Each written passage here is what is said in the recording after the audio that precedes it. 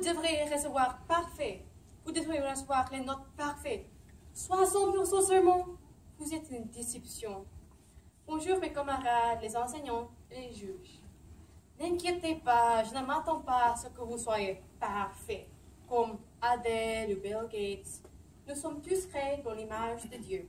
Alors je vous assure que vous ne devriez changer rien. Mais dans notre société, j'ai vu plusieurs ados et plusieurs adultes qui essaient trop pour être un modèle pour les autres, de vivre la vie parfaite et d'avoir une réputation sans défaut. Ce type de mentalité peut avoir des grandes conséquences. Alors, dans quelques minutes, j'espère que vous aurez une autre perspective sur vos attentes à vous.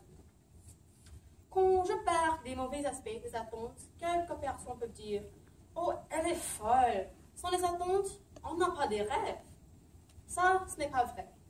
Quand on rêve, on a de l'espoir. On espère pour quelque chose de meilleur.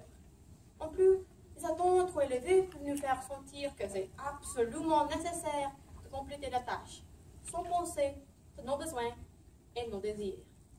Les attentes irréalistes et irraisonnables peuvent être néfastes pour votre bien-être et mode de vie.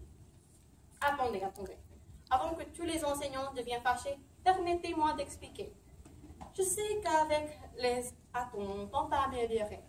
Mais gardez en tête qu'avec les attentes vient une grande pression et beaucoup de stress. Peut-être vous pouvez trouver un équilibre entre les attentes et l'encouragement. Les enseignants, imaginez que vos élèves sont comme des plantes. Si on les couvre toujours, ils ne vont pas grandir. Et nous, les élèves, apprenons de la même façon avec l'encouragement. Au bout du compte, il n'importe pas ce que les autres veulent. C'est vous et vous seulement qui pouvez changer votre futur. Actuellement, vous devriez créer des attentes pour vous-même. Car si vous pouvez créer une attente pour vous-même, vous savez que cet objectif est quelque chose que vous voulez vraiment réaliser. Alors, après tout ça, les attentes sont actuellement optimales. Si elles ne sont pas trop irraisonnables. Les psychologues allemands et américains ont fait des tests sur les enfants de l'âge 9 jusqu'à l'âge 16. Les enfants qui ont des attentes élevées, mais un peu raisonnables pour eux, ont des meilleures notes par rapport aux élèves sans attente.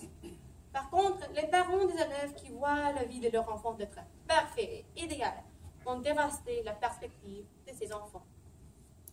Comme Rusty a dit, je ne vis pas pour satisfaire vos besoins, et vous ne vivez pas pour les miens. Cette citation est absolument vraie. Ne vous souciez pas de l'idéal. Vous pouvez décider ce que vous voulez être sans la pression des autres.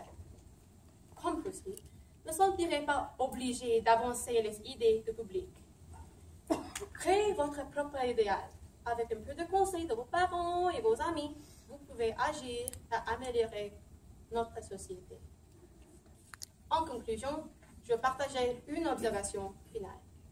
Les attentes sont comme de l'eau. Un peu, c'est nécessaire pour survivre. Mais avec trop, on peut se noyer. Alors, maintenant, j'espère que vous voyez que vous êtes déjà un modèle pour les autres. Mais nous pouvons toujours améliorer. Alors, j'ai un défi pour vous tous. Chaque jour, réfléchissez. Qu'est-ce que je veux accomplir? Et comment est-ce que je vais le réaliser?